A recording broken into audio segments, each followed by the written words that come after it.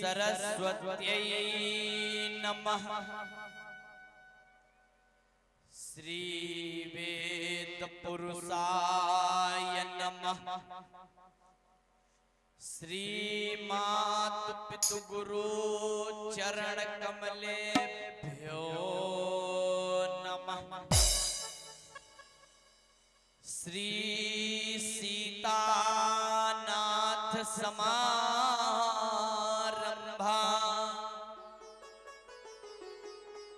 श्री रामानंदार्य मध्यमा अस्मदाचार्य पर्यंता वंदे गुरु परंपरा।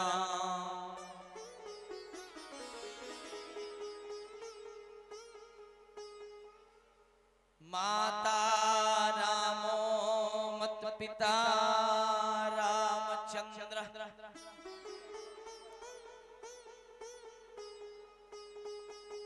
स्वामी रामो मत सखा रामचंद्र। सर्वस्वं मे रामचंद्रो दयालुर्। नान्यं जाने नैव जाने न जान। वंशी विभूषित करा नवनीरुदाभा।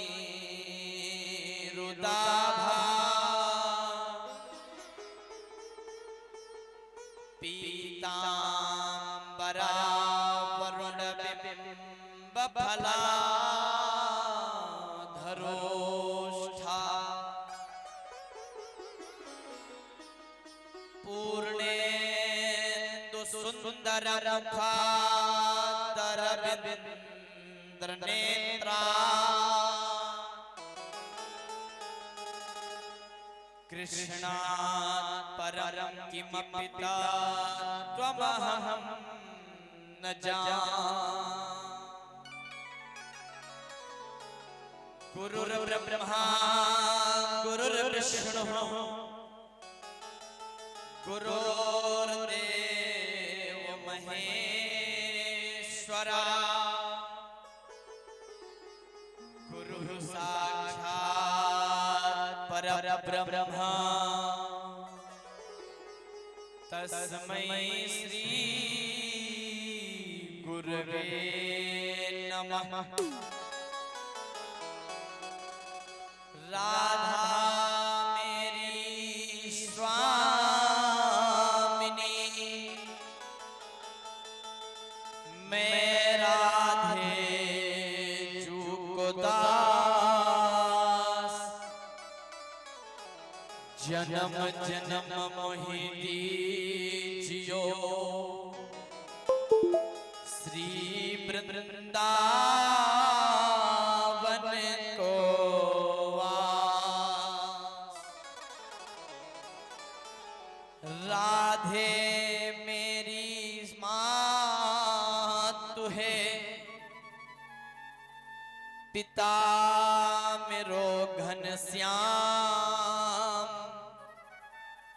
और इन दोनों के चरण में करता अभिषेक प्रणाम।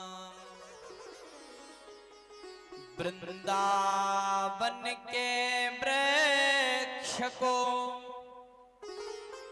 मर्म न जाने को। डाल डाल या रुपात पात पे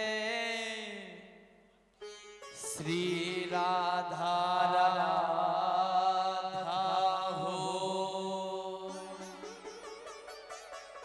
सब द्वारन को छोड़ के आयो तेरे द्वार।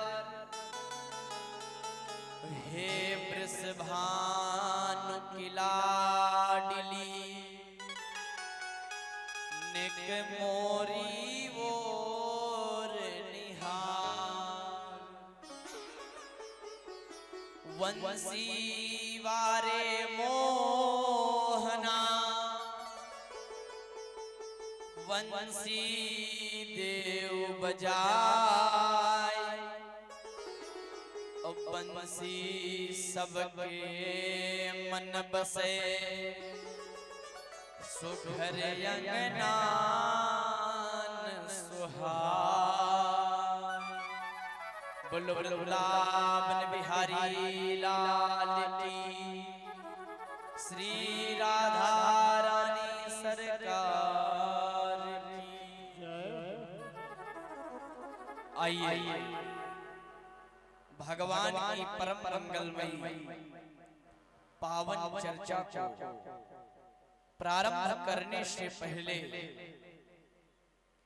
अपने हृदय में विराजमान श्री राधा रमण लाल जो श्री वृंदावन बिहारी वृषभानु की दुलारी श्री श्यामा प्यारी और श्री राघवेंद्र सरकार इन सबको प्रणाम करते हुए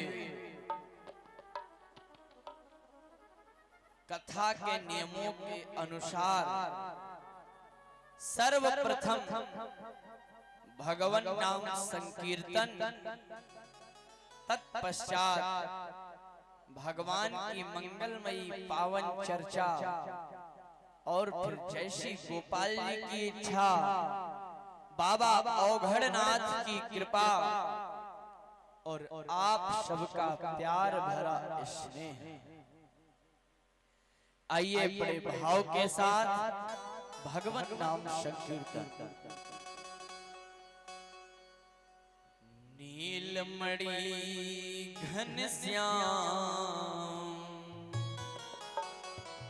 नीलमणि घनश्याम भज मन श्री राधे नीलमणि घनश्याम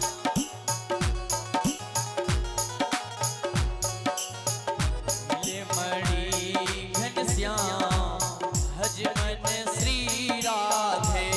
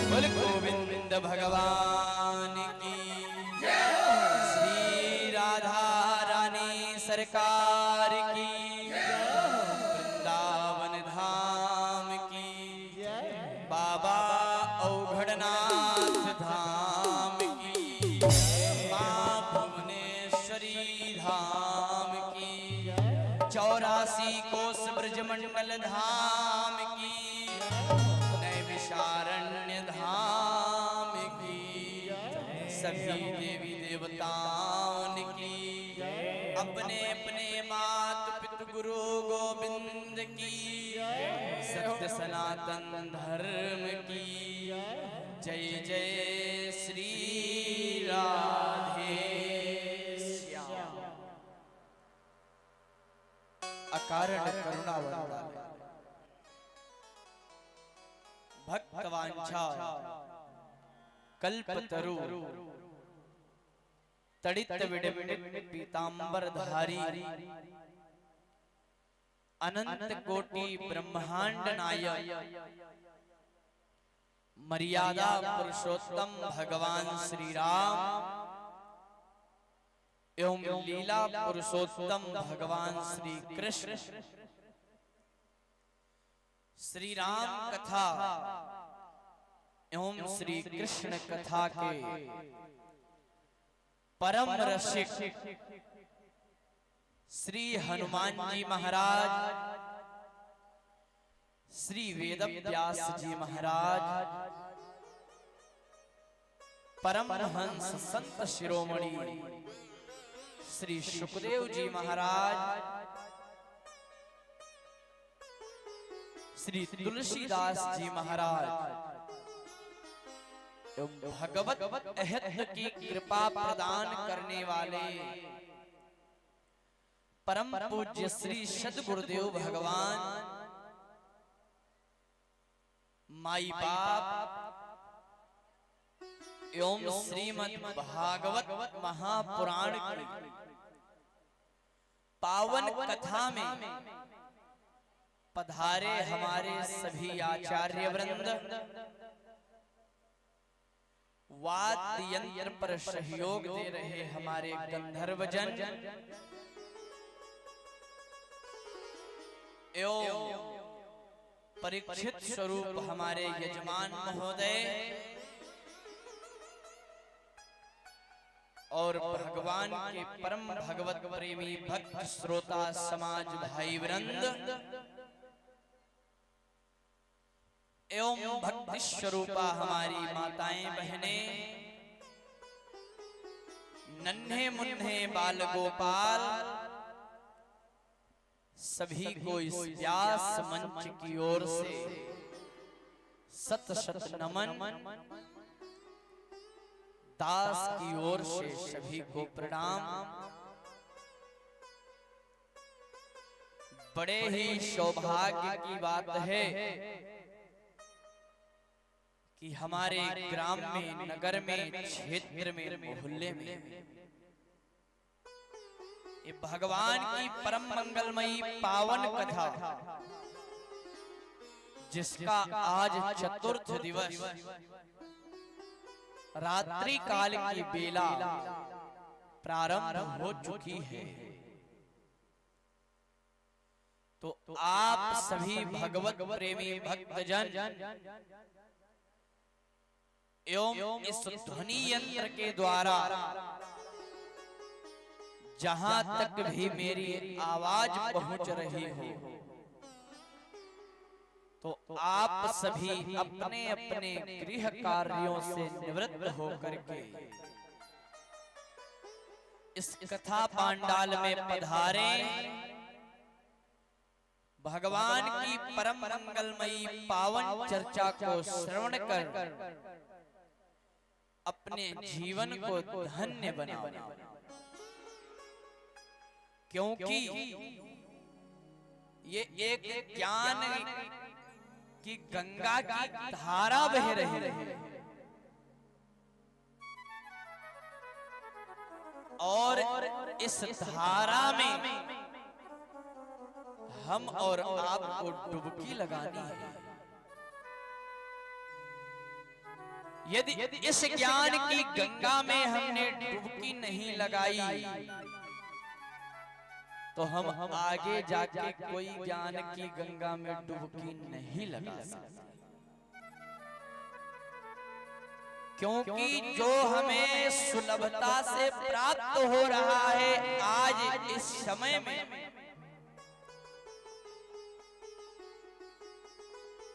वो बहुत ही अमूल्य रत्न के रूप में है। क्योंकि आज इस कथा का चतुर्थ दिवस रात्रि काल की बेला विश्राम की ओर पहुंच रही है। शेष हमारे और आपके पास 3 दिन रह गए हैं। तो इसलिए भैया बहन माताएं, आप सभी भारी से भारी संख्या में आए और आस पड़ोस के लोगों को लेकर के भी आए, क्योंकि शायद आपके ही माध्यम से उनके कानों में भी राम नाम पड़ जाएगा और यदि आपके माध्यम से पड़ गया उनके कर्णों में राम नाम तो उनको तो फल मिलेगा ही, लेकिन आप जो भक्ति से जोड़ने का कार्य करोगे भगवान से तो आपको भी आधा मिलेगा। इसलिए आप सब पधारें, ये आपका कार्यक्रम है, किसी एक का नहीं है। और भगवान के कार्यक्रम में, भगवान के उत्सव में कभी हमें किसी भी प्रकार का भेदभाव नहीं करना चाहिए। इनकी लीलाओं में हमें अवश्य पधारना चाहिए। आज की बड़ी ही मंगलमय लीला है ठाकुर जी की।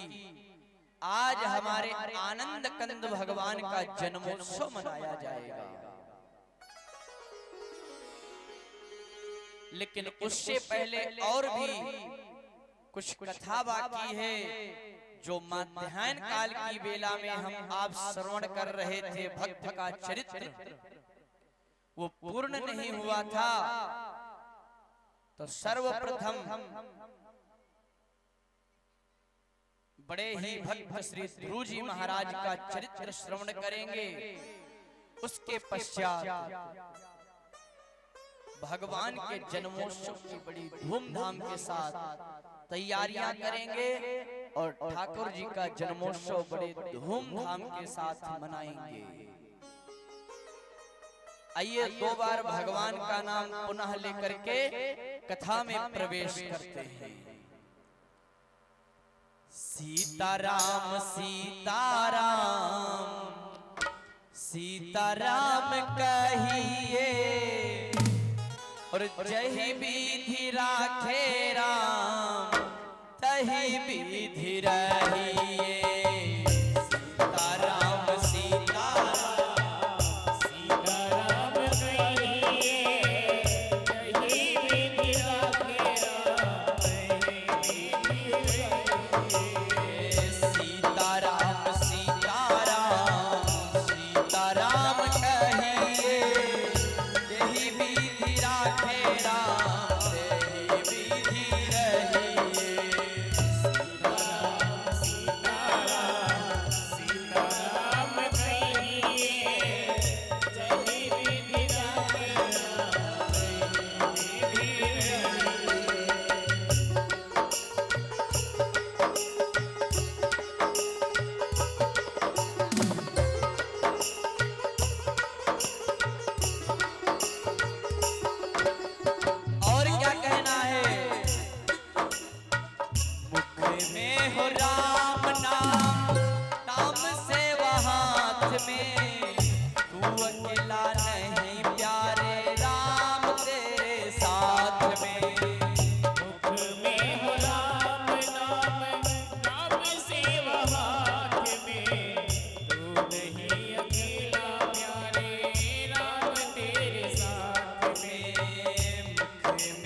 राम नाम नाम से हाथ में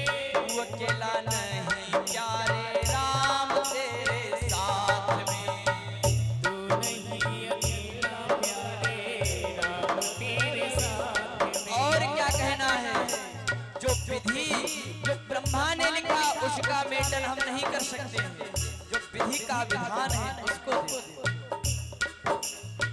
विधि का विधान प्यारे हानि लाभ सही, विधि का विधान प्यारे हानि लाभ सही।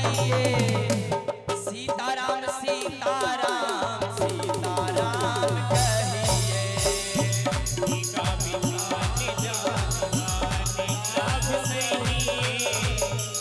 विधान हानि लाभ सही, सीताराम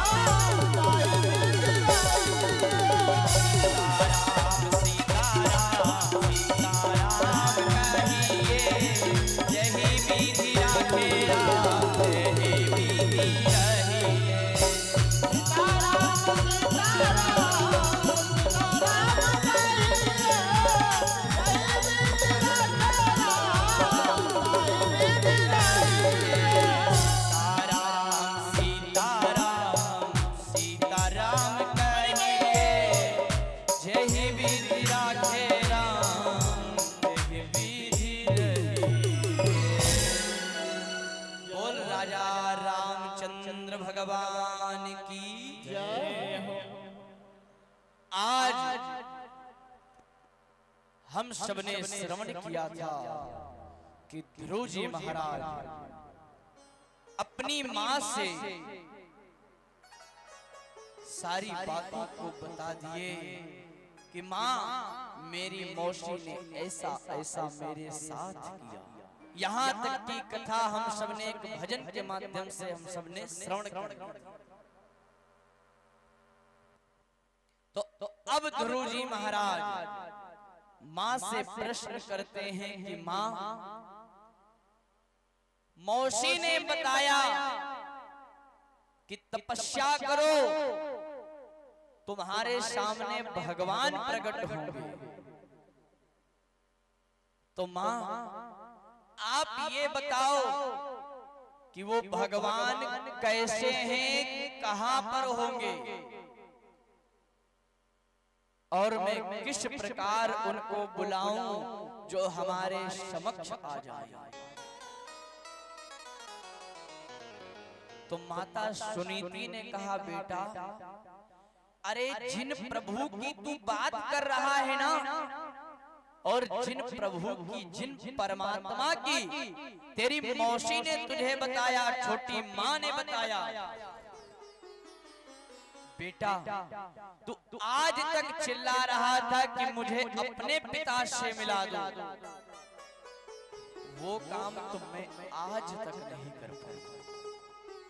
हम तो तेरे पिता के पास भी नहीं ले जाके पहुंची, लेकिन तेरी छोटी माँ उस परम पिता से मिला दिया कि उससे मिलने के बाद तुमको ये मिट्टी के पुतले जो है ना, इनके पास नहीं आना पड़ेगा। और यदि तू कह रहा है कि वो परम पिता है कहां, तो मैं तो ये कहता हूं, मैं ये कह रही कि ऐसा कौन सा स्थान जहां वो परम पिता है नहीं, वो तो अड़ू अड़ू में समाये हैं। कण कण में समाये हुए हैं परमपिता। बस हमारे हृदय में पवित्रता होनी चाहिए। जब हमारा हृदय पवित्र होगा, मन साफ होगा, तब हम जहां भी चाहेंगे ठाकुर जी वहां प्रकट हो जाएंगे। तुलसीदास जी रामचरितमानस में कहते हैं कैसे?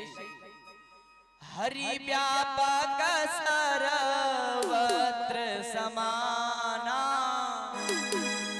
हरि व्यापक सर्वत्र समाना, प्रेम ते प्रकट हूँ मैं जाना।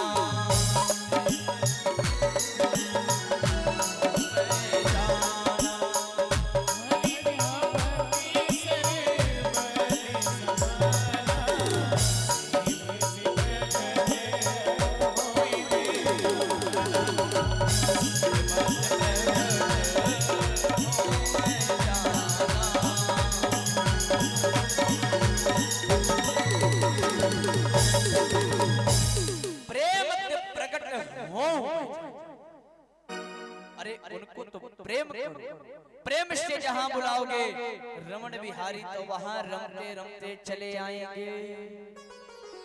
जैसे एक रमता जोगी होता है,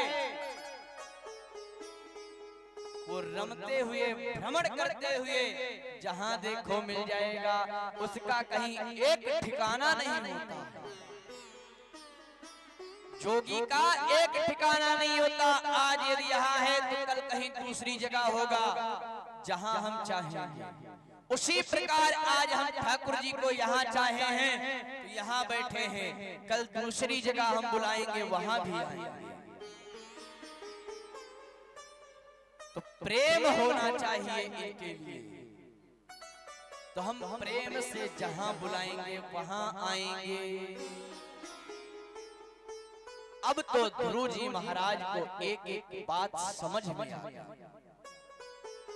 और माँ को प्रणाम करके, माँ से आशीर्वाद लेकर के आज भगवान को प्राप्त करने के लिए ध्रुव जी महाराज निकल पड़े।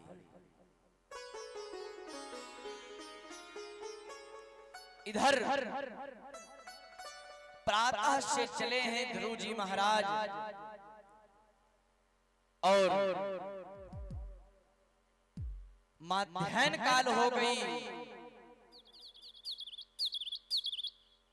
घनघोर वन की तरफ बढ़ते चले जा रहे हैं ध्रुव जी महाराज। सायं काल होने वाली है, लेकिन ध्रुव जी महाराज चारों तरफ देखते हैं, कहीं उनको कोई परमात्मा दिख नहीं रहा। लेकिन भैया यदि कोई भगवान का भक्त भगवत प्राप्ति के लिए, प्रभु को पाने के लिए अपनी नैष्ठिक धर्म से निकलता है ना, तो भगवान भी अवश्य आते हैं और सर्वप्रथम कोई न कोई सहारा भी देते हैं। तो आज ध्रुव जी महाराज जब घनघोर वन में पहुंच गए, घनघोर वन में पहुंचने के बाद चारों तरफ देख रहे हैं, कोई नहीं दिख रहा है। इतने में भगवान ने श्री नारद जी को भेज दिया। जब भगवान का भक्त कहीं निकलता है, तो जब भक्त एक कदम चलता है तो भगवान 60 कदम चलते हैं। एक पग हम रखेंगे तो 60 पग हमारे लिए भगवान हमारे लिए आते हैं। लेकिन कभी भाव के साथ भगवान के प्रेम में डूबो तो उनके लिए कभी एक पग आगे बढ़ाओ, भगवान तुम्हारे लिए 60 पग बढ़ाएंगे। आज हमारे श्री ध्रुव जी महाराज के समक्ष नारद जी महाराज का आगमन हुआ। नारद जी ने देखा कि एक छोटा सा बालक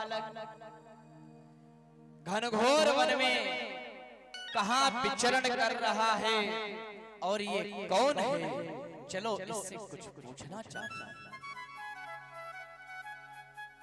अब तो नारद जी महाराज ध्रुव जी के समक्ष आए और कहने लगे, बेटा आप कौन हो और कहां जा रहे हो इस घनघोर वन में। तो जैसे ही ध्रुव जी महाराज ने देखा कि हमारे समक्ष कोई संत खड़ा है, ध्रुव जी महाराज चरणों में संस्कार थे मां के कर्मों से, मां ने ऐसे संस्कार दे रखे हैं कि आज ध्रुव जी महाराज नारद भगवान जी को देखकर उनके चरणों में गिरे और नारद जी से अपनी पूरा वृत्तांत सुना दिया कि प्रभु मैं भगवान को पाने जा रहा हूं। तो नारद जी आश्चर्य में पड़ गए कि एक नन्हा सा बालक भगवान को प्राप्त करने जा रहा है। धन्य है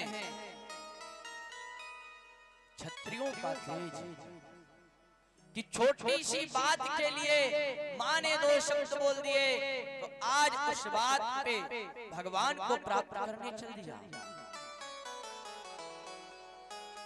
क्षत्रियों का तेज देखो, अपना मान नहीं भंग होने दे रहे हैं। अहो तेजः क्षत्रियाणाम मान भृंगम नश्यता।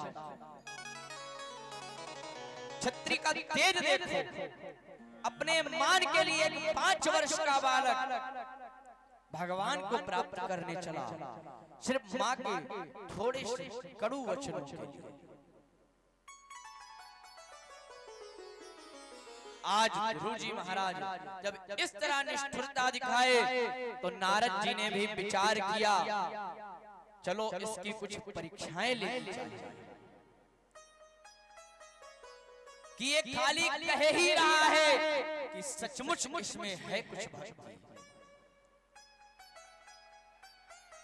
और ये सच है भैया, आजकल सबसे पहले हर व्यक्ति हर इंसान की परीक्षा की जाती है। हम और आप भी एक दूसरे की परीक्षा लेने लगते हैं। तो भगवान ने आज नारद जी को एक माध्यम बना करके भेजा है। अब तो इधर श्री नारद जी ने ध्रुव जी महाराज को डराना प्रारंभ किया कि बेटा इस घनघोर वन में मत जाना, बड़े बड़े जानवर रहते हैं, तुम्हें मार डालेंगे, खा जाएंगे। अभी तुम बच्चे हो, घर वापस चले जाओ। अरे अभी तुम्हारी पढ़ने लिखने की उम्र है, अभी तुमको भगवान नहीं।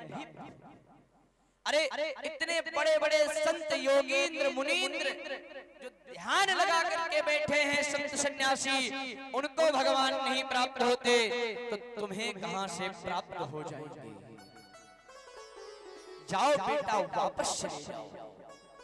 लेकिन ध्रुव जी ने ठान लिया, बोले बाबा मैं जाने वाला हूं नहीं, क्योंकि मैंने मां को वचन दिया है कि मैं भगवान को पाके ही वापस आऊंगा।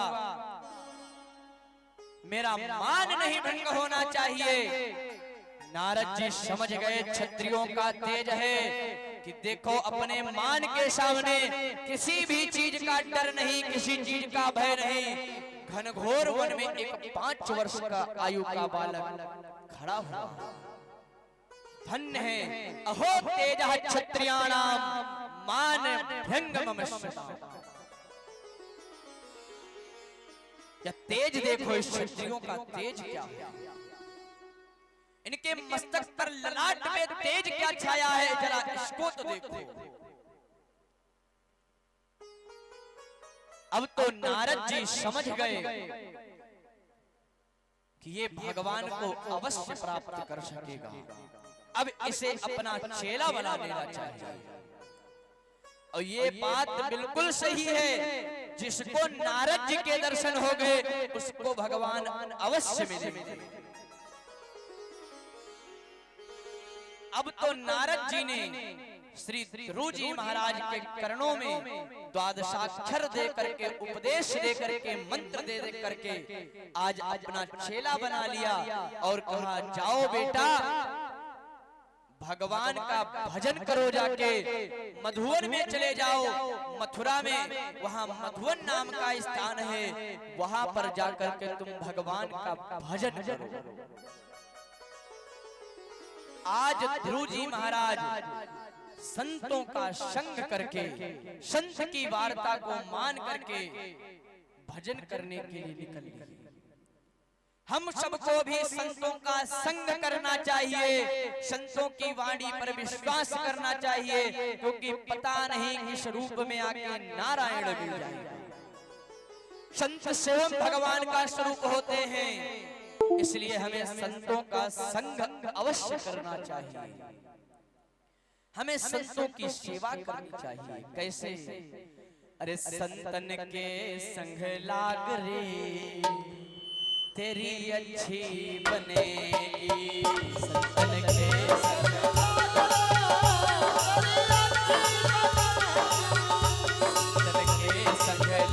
रे तेरी अच्छी बनेगी।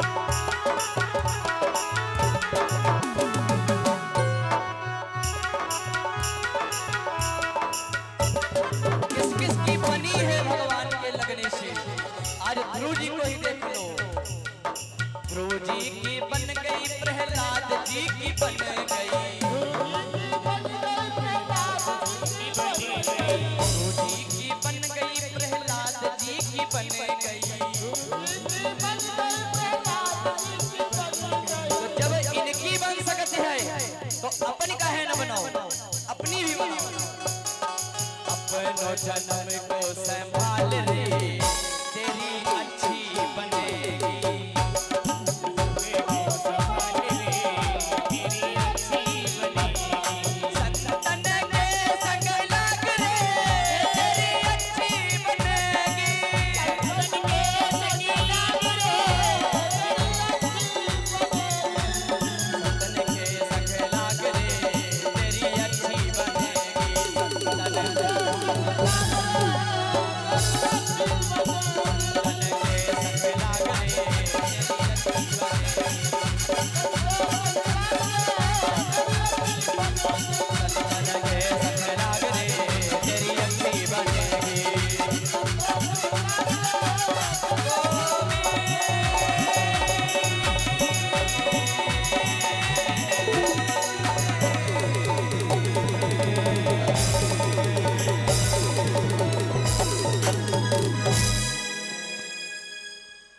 गोविंद भगवान की, संत भगवान की। आज नारद जी ने उपदेश दे करके ध्रुव जी महाराज को भेज दिया। इधर ध्रुव जी महाराज मथुरा में आए और मधुवन नाम के स्थान पर आए। सर्वप्रथम यमुना में स्नान किया। यमुना की कलकल धारा बह रही है, उसमें स्नान करके ध्रुव जी महाराज प्राणायाम कर करके और आसन लगा करके बैठ गए और भगवान का भजन करने लगे। कैसे भजन कर रहे हैं? श्री कृष्ण गोविंद हरे मुरारे, हे नाथ नारायण वासुदेवा। श्री कृष्ण गोविंद हरे मुरारे, हे नाथ नारायण वासुदेवा। श्री कृष्ण गोविंद हरे मुरारे, हे नाथ नारायण वासुदेवा।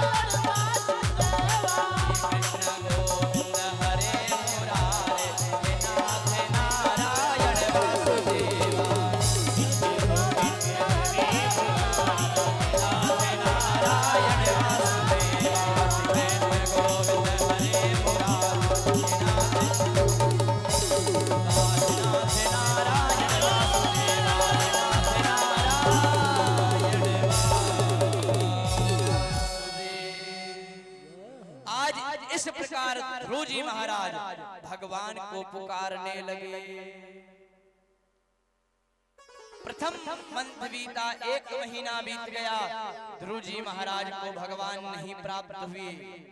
तो ध्रुव जी महाराज जो यमुना में चढ़े हुए फल आते थे ना, उनको खाना बंद कर दिया।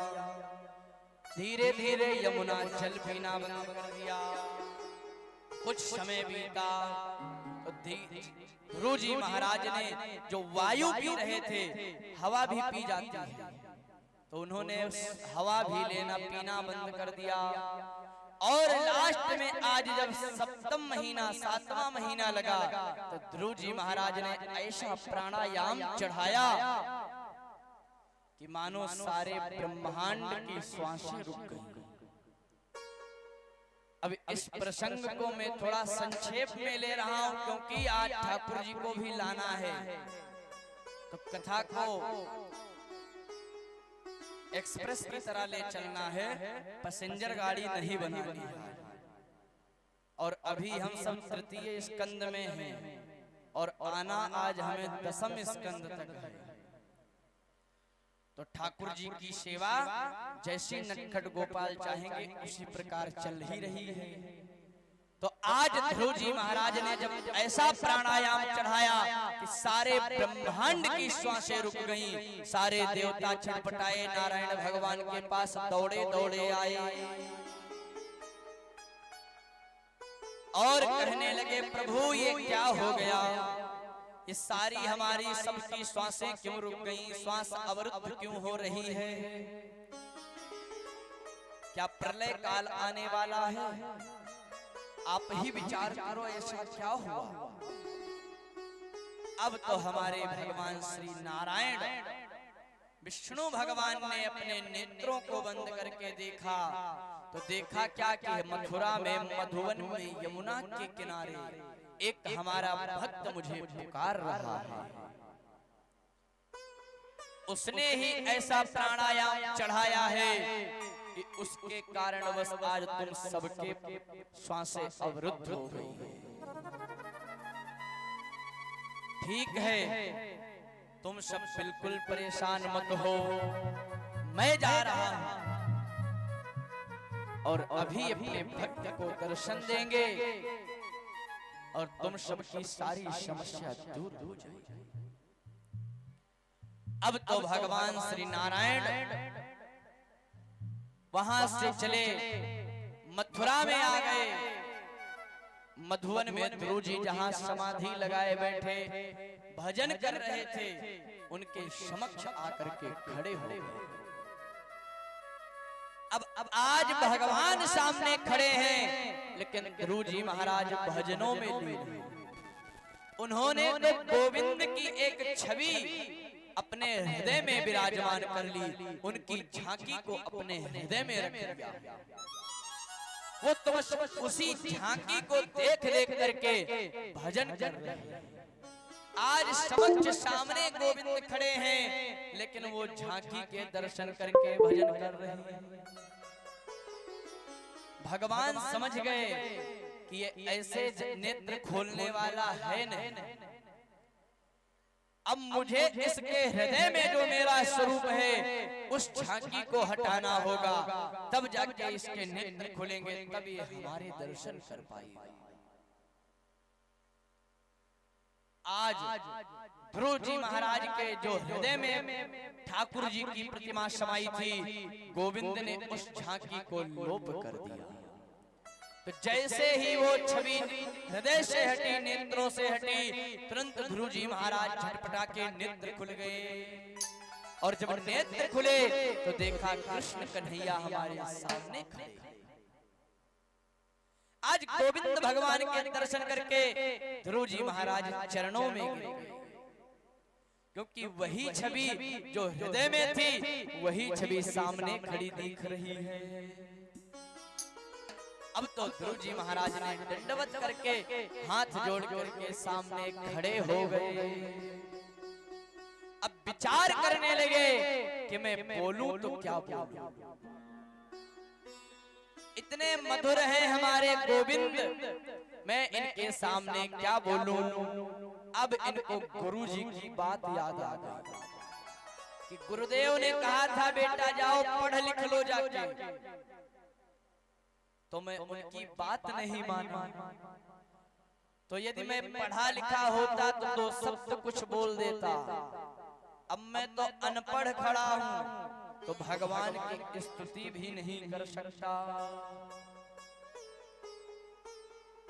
लेकिन गोविंद भगवान सारे ध्रुव जी महाराज के हृदय की बात को समझ गए और अपने हाथ में लिए हुए शंख को ध्रुव जी महाराज के कपोलों से और कंठ से छुआ दिया।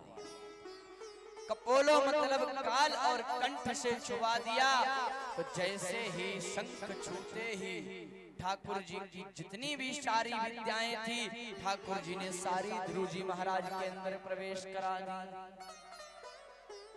आज ध्रुव जी महाराज को वेद, वेदांत, शास्त्र, उपनिषद, पुराण सारे ग्रंथ कंठस्थ हो गए। अब तो ध्रुव जी महाराज बड़े ही भव्य सुंदर सुंदर श्लोकों में उनकी स्तुति करने लगे। स्तुतियों को सुन करके हमारे गोविंद प्रसन्न हो गए और कहने लगे, बेटा वरदान मांगो, क्या चाहिए आपको? तो ध्रुव जी महाराज हाथ जोड़कर बोले, प्रभु मुझे कुछ नहीं चाहिए, बस आप अपने चरणों की सेवा देकर भगवत धाम बुला लीजिए। गोविंद ने कहा, नहीं, आओगे मेरे धाम तो मैं अवश्य बुलाऊंगा तुम्हें, लेकिन पहले तुम जाओ, तुम पिता की गोद में बैठने के लालायित थे, तो जाओ आज तुम अपने पिता का सिंहासन संभालो और जाओ 36,000 वर्षों तक अपना राज्य संभालो। ये मेरी आज्ञा है। ध्रुव जी महाराज ने कहा, ठीक है, आपकी आज्ञा, आपका आदेश हमारे लिए अध्यादेश है।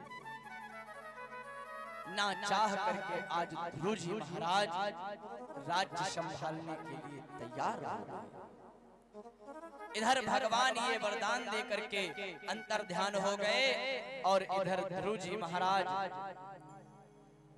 गाजे बाजे के साथ अपनी नगरी के अंदर प्रवेश कर रहे हैं। हाथी घोड़ा ढोल मजीरा सब बज रहे आ रहे हैं। उनके ऊपर बैठ के ध्रुव जी महाराज की पालकी तैयार आ रही है। आज जब महाराज उद्दानपाद को पता चला कि मेरा बेटा भगवान को प्राप्त करके आ रहा है, तो शीश को झुकाए खड़े हैं स्वागत के लिए। वही सुनीति जिसने धक्का मार करके भगवाया था, आज वो भी नेत्रों से अश्रु टपका रही है कि मैंने बहुत बड़ी गलती की थी।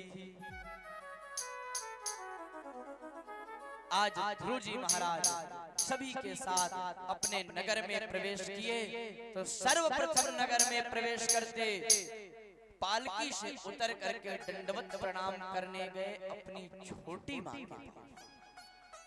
क्यों गए? क्योंकि रास्ता और भगवान को प्राप्त करने का मार्ग उन्होंने बताया था। तो आज सर्वप्रथम जाकर के छोटी मां के चरणों में गिरे। आज सुरुचि ने उठा करके हृदय से लगा लिया और हाथ जोड़ करके कहती, बेटा मुझे क्षमा करना, हमसे बहुत बड़ा अपराध हुआ। हमने जो तुम्हें कष्ट दिए, इनके लिए हम आपसे क्षमा मांग रहे हैं। ध्रुव जी महाराज हाथ पकड़ लिए, बोले, माँ आप क्षमा क्यों मांग रही हो? आप तो मेरी माँ हो। आप नहीं यदि रास्ता ये बताती तो आज मैं भगवान को प्राप्त कहां से करता? आपके बताए हुए मार्ग से मैं गया तो आज भगवान मुझे मिले। उत्तानपाद भी बगल में खड़े थे, उनको भी ध्रुव जी महाराज प्रणाम किए। इस प्रकार धीरे धीरे ध्रुव जी महाराज राज्य काज करने लगे। एक समय ऐसा हुआ कि छोटी रानी सुरुचि का पुत्र उत्तम युद्ध करने निकल गया, तो युद्ध करते करते उसकी मृत्यु हो गई। यक्षों से युद्ध करने लगा, उसकी मृत्यु हो गई। माँ को पता चला, माँ ढूंढने के लिए निकली, रास्ते में आग लगी, वो भी विलोप हो गई। अब तो जब ये बातें ध्रुव जी महाराज को पता चला, तो ध्रुव जी महाराज भी लेके धनुष बाण निकल लिए युद्ध के लिए और निकले युद्ध मंडल में आकर के 13 लाख यक्षों को मार डाला। इतने में उनके बाबा मनु जी महाराज आ गए। बोले, बेटा ये क्या कर रहे हो? अरे तुम तो भगवान के भक्त हो, तुम ये हत्या क्यों मोल ले रहे हो? ये संसार है, इसमें तो आना जाना लगा रहेगा, तुम इनके लिए बदला क्यों ले रहे? तुम तो भगवान के भक्त हो, तुम ये सब छोड़ के भगवान के धाम को जाओ, अपना भजन करो जाओ। आज ध्रुव जी महाराज सब कुछ त्याग करके भगवान के धाम को जाने के लिए तैयार हो गए। एक माला लेकर के भजन करने लगे। इधर ठाकुर जी ने सुंदर सा विमान भेज दिया। तो जैसे ही विमान आया पार्षद खड़े हो गए। ध्रुव जी महाराज उठे और विमान की तरफ बढ़े। जैसे ही विमान की तरफ चढ़ने लगे इतने में एक काला पुरुष आ गया। वह काला पुरुष कौन था भैया पता है आपको? वह काला पुरुष कोई और नहीं अपितु वो यमराज का भेटा हुआ दूत था। वह मृत्यु हमारे लिए यमराज भेजते हैं मृत्यु को, वो जबरदस्ती लेके जाता है। हमारे सर पे पैर रख करके मृत्यु यमराज लेकर जाएगा हमें लाद करके। लेकिन आज ध्रुव जी महाराज के सामने वह काला पुरुष मृत्यु हाथ जोड़कर बोली, प्रभु हम भी हैं, इधर भी तो देखो, हमें कहाँ छोड़। हमारे अंदर इतना सामर्थ्य नहीं कि मैं आपको ले चलूं, लेकिन हमारा जो काम है उसको आप अवश्य पूर्ण कर दो। क्या मेरे सर के ऊपर पैर रख के इस विमान में चढ़े जाओ। हम सबके सर पे पैर रख के मृत्यु ले जाती है हमें उठा करके, लेकिन आज स्वयं मृत्यु झुकी हुई कि हमारे सर पे पैर रख के चढ़ जाओ, मेरा भी ड्यूटी पूरी, मेरा उद्धार हो जाएगा। आज ध्रुव जी महाराज उस काले पुरुष के सर के ऊपर पैर रख करके विमान में चढ़े और भगवान के धाम को जाने लगे। विमान ऊपर को उठा। इतने में ध्रुव जी महाराज को अपनी बड़ी मां सुनीति की याद आई। बोले भैया 1 मिनट रुक जाओ, मैं मां को भी प्रणाम कर लूं, आज्ञा ले लूं। तो पार्षदों ने कहा भैया आप किन मां की बात कर रहे हो? बोले वो मां जो मेरी सुनीति मां जिनके गर्भ से जन्मा, मैं उनको प्रणाम कर लूं, विमान नीचे कर लूं। बोले विमान नीचे करने की बात ही नहीं, आप ऊपर नजर उठा के देखो, एक विमान और जा रहा है। तो जैसे ही ध्रुव जी महाराज ने नजर को उठाया, देखा कि एक विमान जा रहा, उसमें बड़ी मां सुनीति ऐसे ऐसे हाथ दिखा रही, आओ बेटा। आज मां और बेटे दोनों भगवान के धाम को पधार रहे हैं। बोलो भक्तवत्सल भगवान की, जिस पर भगवान की कृपा हो जाए ना, भगवान स्वयं लेने आ जाए। आज मां और पुत्र दोनों भगवान के धाम को पधारे। इस प्रकार ध्रुव चरित्र पूर्ण हुआ। और ध्रुव चरित्र से हमें सीख क्या लेनी चाहिए कि अपने नन्हे मुन्ने बालकों को हमें भक्ति की लाइन से जोड़ना चाहिए। आगे भी अनन्य बहुत सुंदर सुंदर कथाएं आ रही हैं, वे सबको प्रणाम करते हुए चलेंगे, क्योंकि समय का अभाव है और ठाकुर जी का जन्म होगा। और कहा जाए या देखा जाए तो 7 दिनों में 18,000 श्लोकों की कथा कह ही नहीं सकता, कोई भी नहीं कह सकता। मैंने कल भी बताया था, आज भी बताया कि जो मेन भागवत होती है, जिसका हम संकल्प लिए हैं, वो 18,000 श्लोक एक ब्राह्मण करता, जो आप सबके समक्ष हमारे पंडित जी महाराज बैठ के करते रहते हैं सुबह से शाम तक। मेन भागवत यही होती है और अधिकतर व्यास जी लोग रखते भी होंगे। मैं तो रखता हूँ ठाकुर जी की कृपा से, क्योंकि जहाँ भी जाता हूँ यही तो भागवत है। हम तो इधर उधर की कथाएं सुनाएंगे, कहानियां सुनाएंगे, हम तो भगवान से जोड़ने की 2 बातें बताएंगे आपको।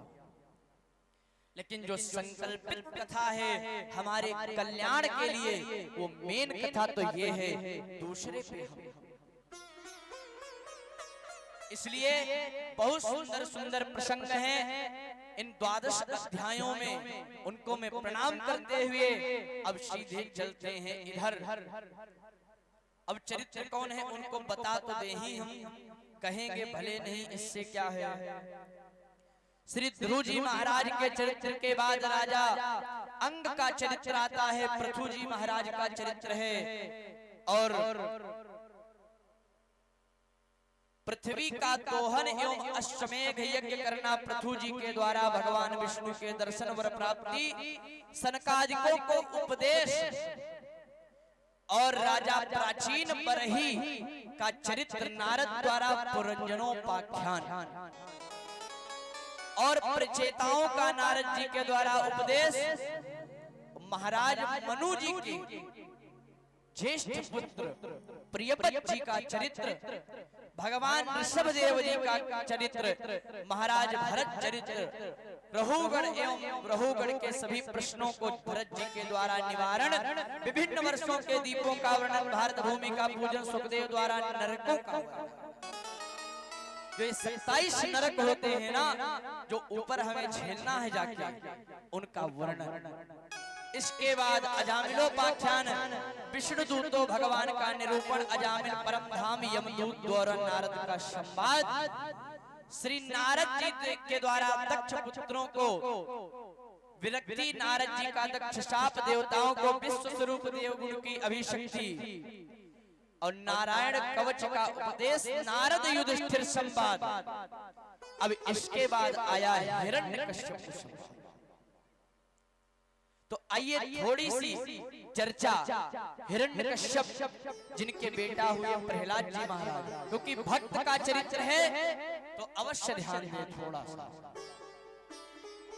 भले ही समय का अभाव है लेकिन संक्षेप में ही सही, लेकिन हो जाए, क्योंकि भक्त का चरित्र यदि हम सुनेंगे तो हमारे अंदर भक्ति की ज्वाला एक जगेगी। इसीलिए भक्तों के चरित्र अवश्य श्रवण करने चाहिए। और हो सके तो आप सभी अपने जीवन में यहाँ तो सुन ही रहे हो, गीता प्रेस से एक पुस्तक आती है भक्तमाल, उस पुस्तक को लाओ, उसको पढ़ो, पूरा जीवन आपका सुधर जाएगा, पूरा जीवन कल्याण हो जाएगा भक्तमाल की पुस्तक को ग्रंथ करने से, क्योंकि उसमें सारे भक्तों के ही चरित्र हैं। हमारे नियम क्या हैं, इनको ही उसमें दिया गया। इसलिए हमें भक्तों के चरित्र अवश्य शरण करने चाहिए। तो आइए थोड़ा सा भाव डालेंगे हिरण्य प्रहलाद जी के पावन चरित्र पर।